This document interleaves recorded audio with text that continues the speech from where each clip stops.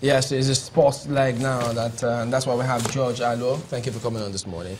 My pleasure. Well, especially after that defeat to Serbia, the coach Ross says it's a wake-up call. Even though, yes, they're still trying to find out. They have problems in the midfield, he says. We don't have our best there, but with 3 more friendlies, he thinks that they should be able to identify where we have problems and get those sorted out. Are you as optimistic as much as you realize that, yes, indeed, that defeat is a wake-up call? It is. We shouldn't lose sight of the fact that these friendlies are actually to prepare the team for the World Cup proper. That is the essence of the friendlies, and that is when you find out these deficiencies.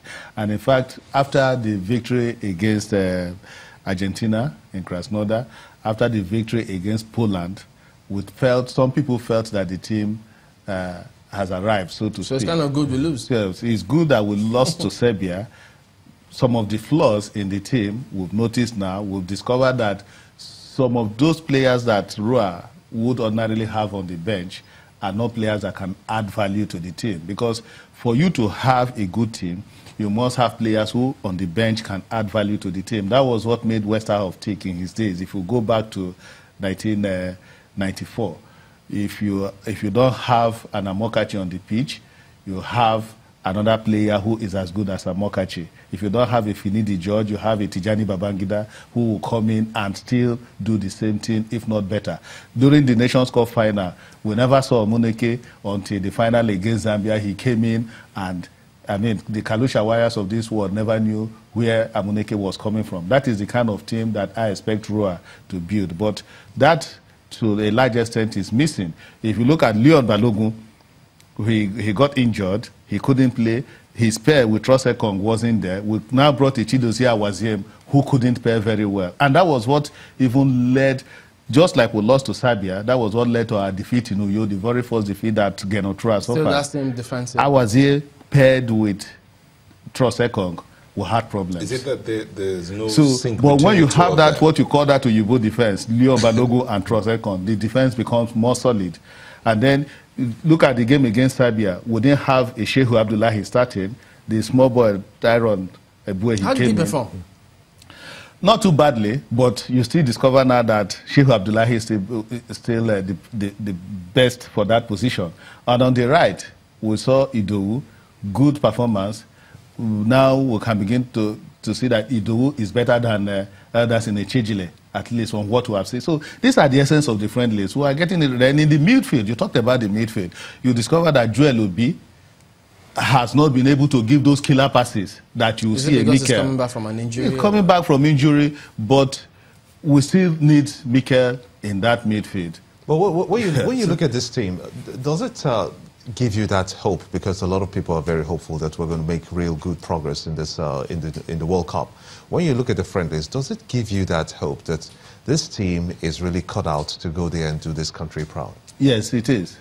I don't have any doubt about that. We'll have a young team. We'll have a team that is determined to go and prove their mettle at the World Cup. And if you saw the game against Poland, for instance, I mean, beating Poland was not by any standard a mean feat. And then the game against Serbia, the environment too counts. If you look at that municipal stadium in Poland, massive ground, but look at the setting in Barnet at the Hive Stadium. It is not the same setting. Check out the setting in Madrid where Spain played Argentina, and check out the setting where Germany played Brazil. It is not the same setting in Barnet. That stadium, you can't really give your best. But somebody won. Yeah, somebody won. But let me tell you, the environment is different. It's different when you are playing at the Agege Stadium and when you are playing at the National Stadium. Yeah, so the setting in Poland was not the same setting at the Hive Stadium in Barnet. That is the truth. No, the truth has to be the reality. The reality, when you look at the reality of what we have been able to churn out to this point, it really gives you hope. The game against... But we had Nigerian fans there. And no, it's not about the fans. It's about the setup. If we are playing international friendlies, high-profile friendlies, we should play it the same setting that you are going to play at the World Cup. You understand me? If you look at the game against Poland, it was a good setting by every standard.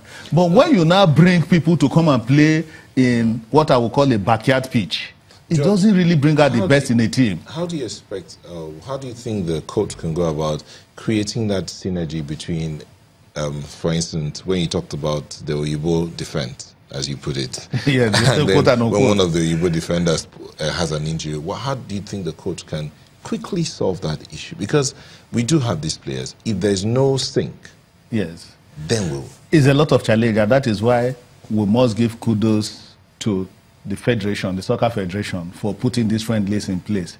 Because now, if we didn't play these friendlies, the coach won't be able to understand how these things work. But we've seen that the game against Poland, where you had Leon Balogun pairing with Trossard, who had a better central defense.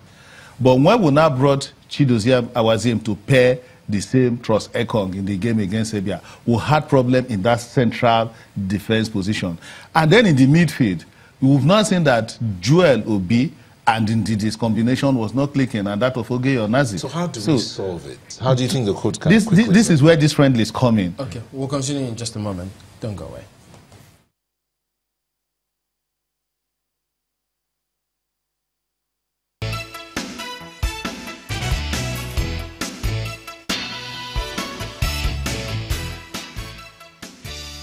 You know how boys are with football. You could bet that the conversation was going on while we were off.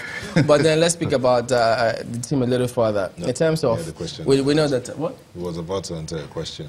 Okay. Yes, that combination. All right. The combination, the midfield, that is the engine room of the team.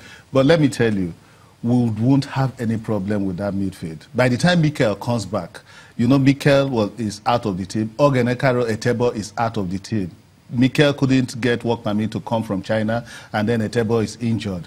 So the coach is trying to experiment. If you ask me, I would say that somebody like Joel Obi may not have a place in that team. Because by the time Mikel comes back, Ndidi is there, Ogenye Onazi is there, the midfield will be a bit stable. How many defensive midfielders are we going to use?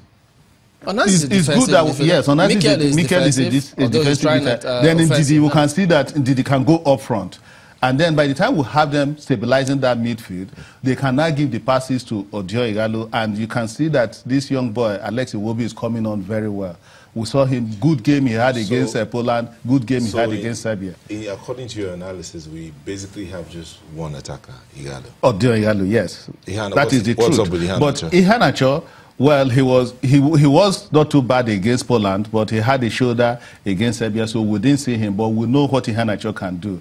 And if you have an attacker like Odio Igalo, who, even if he's not scoring, is putting pressure on the defense, you can't take that away from him. He is a fighter. By the time you have him and Victor Moses attacking, then somebody like Alex Iwobi and Ihanacho can be free to get the goals. So we'll have a team that will. And then you can see that Ahmed Musa, when he comes in, adds value to the team. Even when Ahmed Musa is not attacking, he's falling back to help the defense. So what's our best option up front?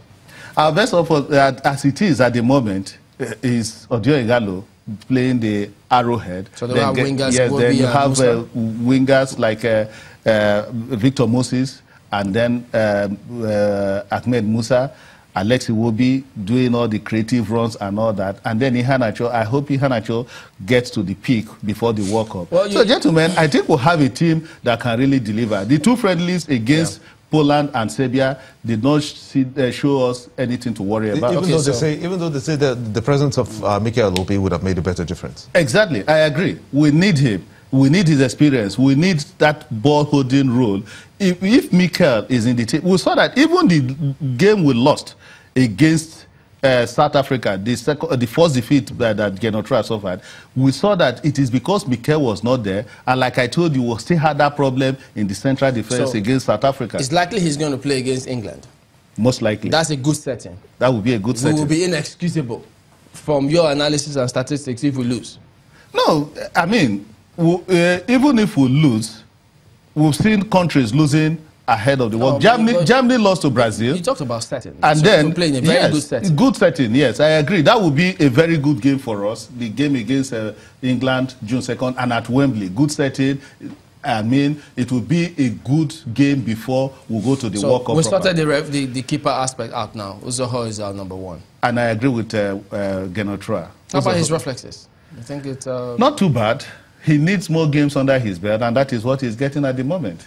And then we'll have Ezenwa giving a support role. What I don't know about is Daniel Akweyi. Do you think that this team is psyched? Do you think the team is psyched enough to to come through the friendlies and leading up to the World Cup? Yes, I think. And kudos, like I said, must go to the Soccer Federation that they are playing these friendlies. We've played 3 high-profile friendlies now. We'll have another one against Democratic Republic of Congo, farewell game, before we'll now go to the game against England. So I think if they execute all these plans ahead of the World Cup, we'll really have an average team at the moment that we believe should be able to get at least out of that group stage. And once you get out of the group stage, the confidence, if you get your ass together, get out of the group stage, you grow with confidence. And you saw it, that somebody like Alex Iwobi is beginning to grow with confidence in the 2 friendlies that we've played so far. Because of those dribbles. Do you expect him to dribble like that in the World Cup proper? Why not? I thought they said Why that not? when in JJ... the first place, you go to the World Cup to enjoy yourself. Yeah, but remember, when JJ was over dribbling, Western had to tell him, look, by the time you keep dribbling, when our attackers are there, defenders are recovered, you shouldn't overdo it. But it shows the depth of talent that we have in Alex Iwobi. I know that just love good football. Well, thank you for coming on, George Alo. That's it on Sports and Sunrise Daily. Yes. Thank you for watching. We'll see you tomorrow. I'm Gimba Omar. Bye for now. Bye-bye. I'm Neota Ibi. Oh. Thank you, Maokpe Ogunyusuf. Just making sure that the INEX site hasn't crashed yet. I'm Ajuri Ngalale. Have a wonderful day, everybody. The views and opinions expressed by guests on this program are those of the maker and do not necessarily reflect the views, opinions, and endorsement of Channels Television.